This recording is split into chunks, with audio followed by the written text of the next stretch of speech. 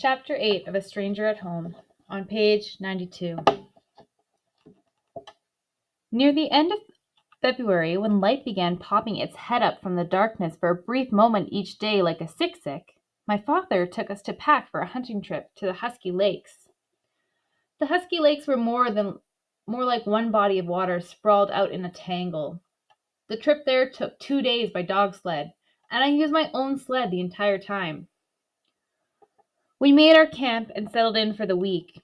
My mother took my sisters to set nets for fishing, and my father took me and Ernest, who was bundled in my father's sled, to hunt for caribou. My father always knew how to find the herd. He was an excellent hunter.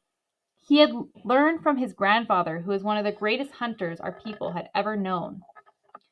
I was worried that the hunt might not be successful. My father had worn a pained and troubled look for the entire trip. Something was bothering him, and I thought that maybe the herds would be scarce. But my father always found the tuktu, as I now called them again. As we approached them, he motioned for me to pull my sled to a stop. I anchored mine in silence as my father did his.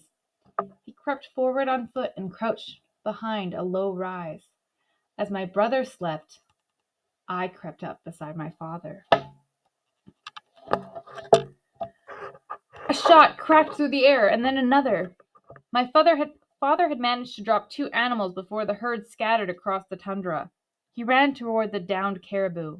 Leaving my own sled where it was, I jumped onto my father's sled, where my brother, still bundled tight in furs but startled from his sleep by the shots, was now crying. I shushed him as we flew after our father, and Ernest was asleep again before we reached him. I stopped the dogs and jumped off the sled, my ulu ready. We had 2 animals to skin before they froze solid. I had seen my father skin animals many times when I was a young girl, and I had listened intently when the elder woman talked of the best way to do so. I was sure I knew exactly how it should be done, and I was right. I made no holes in the hide. My mother would be impressed. "You have done well, Uliman. You are a strong child," my father said. His words floated around inside me. I had made him proud. My father kept looking at me as we packed the meat onto the sleds. I stood tall, pleased with myself. Then I noticed that his eyes were glassy and wet. He went onto one knee and stroked my face inside the fur trim of my parka. I was confused. Something was wrong. "What is it?" I asked. "I'm sorry, Uliman," he said, his voice crackling. "But why?" He couldn't speak for a long time. Finally, he cleared his throat. "I am going to ask something very difficult of you. You will need to be brave."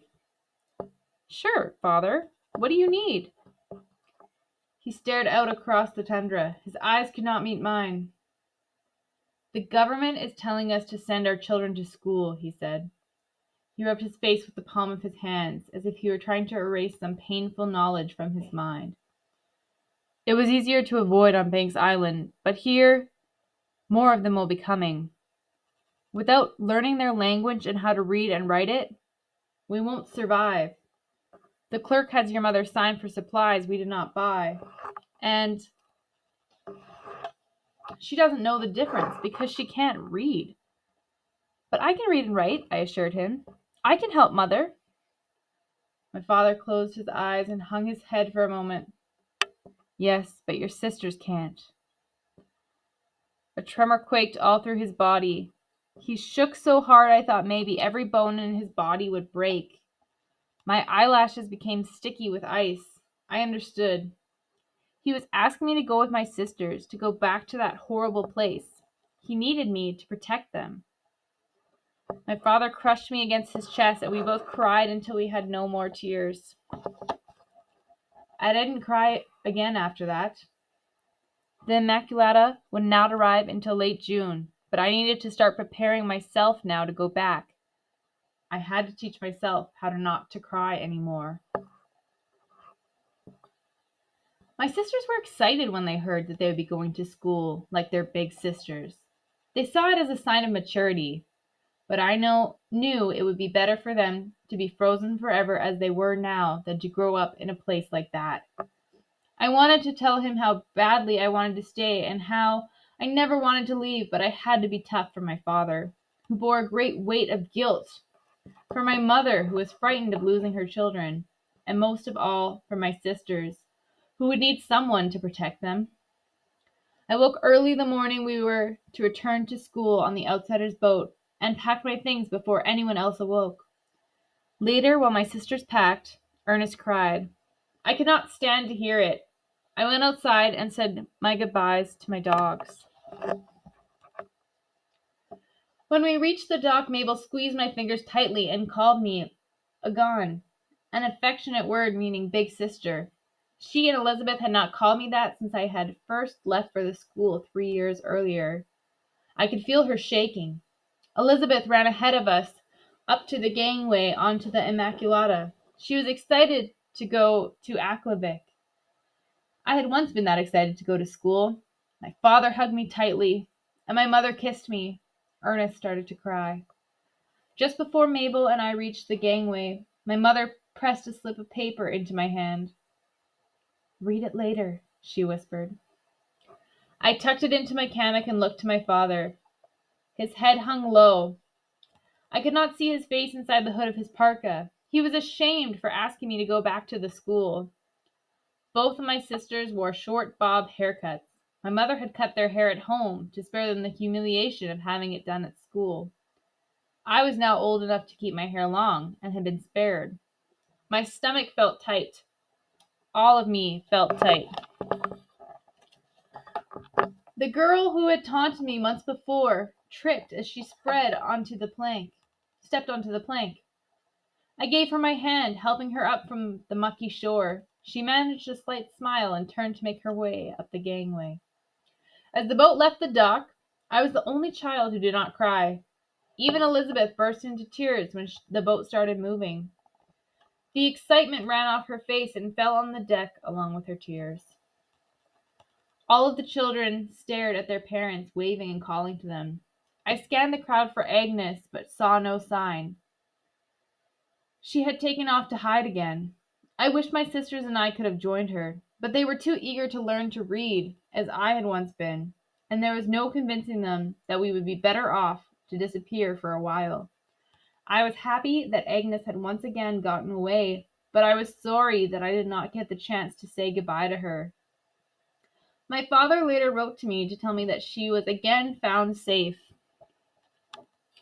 I turned away from the shore. I didn't want to remember my father's face fading from view. My mother's face fading from view. Or my father's bowed head. I didn't want to lock that memory into my mind.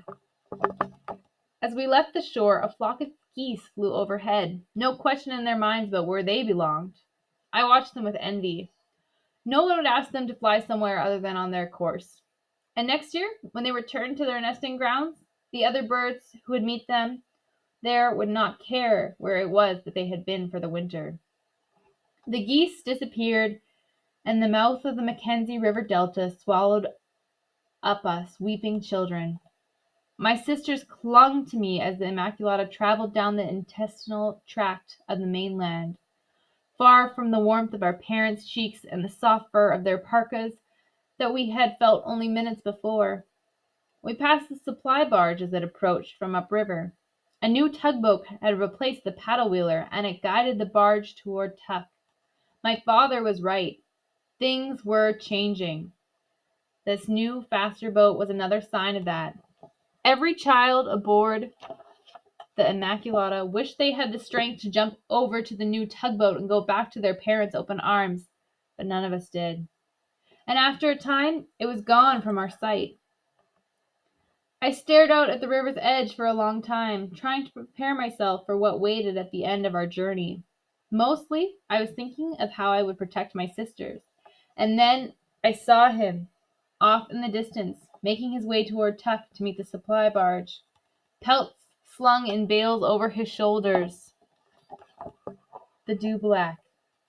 Watching him walk in that grizzly-like manner of his reminded me of how strong a person could really be. I looked to my sisters.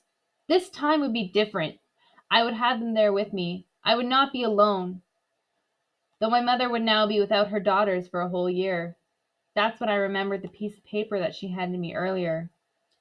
I pulled it from my hammock and unfolded it. On the paper was written, Lena. My mother's name in her own hand. She had written her own name. I held the paper to my heart. Our journey wasn't going to be an easy one, but we would return, steeped in outsiders' knowledge and also with the wisdom of our own people. I would make sure my sisters retained that wisdom, and that living with the outsiders would not make them forget what home meant. Home was not only where you were safe, but also where your family was. And there was strength in having each other. I was Uliman now. I would keep us together, safe and strong. I would teach my sisters how to ward off the outsider's spells, the spells that could bind you in something scratchy and thin and tight, like the uniforms they would make us wear, until we no longer knew where we fit in. I would teach my sisters to walk each day of their lives as though they were wearing a warm and beautiful parka, with their heads held high as if they always belonged, no matter where they were. Page 104. After the story. It was hard for my father to ask me to go back to the school, but he knew he could rely on me to care for my sisters, because I was one of the older girls by then. The nuns picked on me less, though they still seemed to ask a lot of me. I had learned a great deal about how the school worked and what to do to stay out of the nuns' way, and I made sure that my sisters knew as well. The long hours of hard work were difficult for them to adjust to, but it was the homesickness that was the most unbearable. Sometimes I would wake to find my sisters standing over my bed crying. I would pull the blankets back and let them crawl in with me, even though it was forbidden. I was punished when I did get caught. I would whisper stories or sing them songs in a Nuvliaktin until they fell asleep. It was all I could do to make them feel better.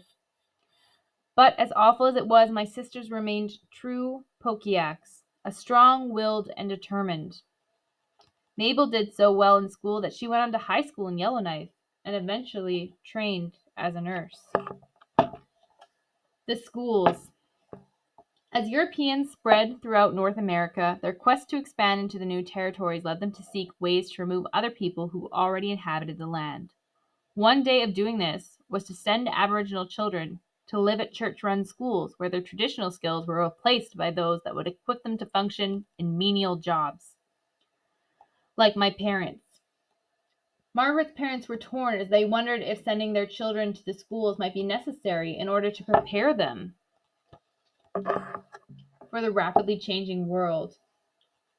Most children, however, were forcibly taken, some even kidnapped by government agents and church authorities. The schools were extremely effective in attaining their main goal, which was to strip Aboriginal children of their roots. Most suffered upon rejoining their communities, just as Margaret did when she returned from Aklavik.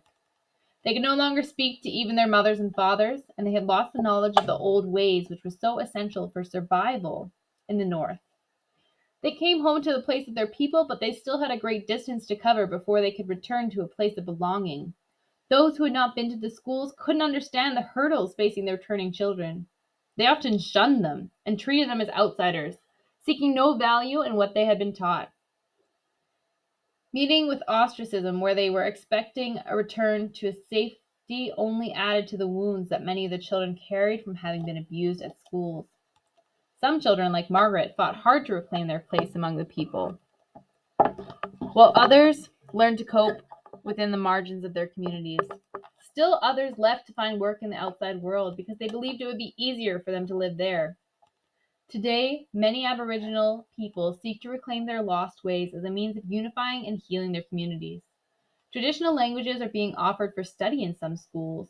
Elders are being invited to share their knowledge and stories with younger generations, and culture is being celebrated through powwows. The creation of traditional art and handicrafts and athletic events such as the Arctic Winter Games. The feelings of shame that have kept so many survivors on the outside of their own communities are being lifted through Truth and Reconciliation Commission national events, healing circles, and residential school reunions, where experiences can be shared in a supportive setting and through the work of brave survivors like Margaret, who have told their stories. in all forms of art and media, including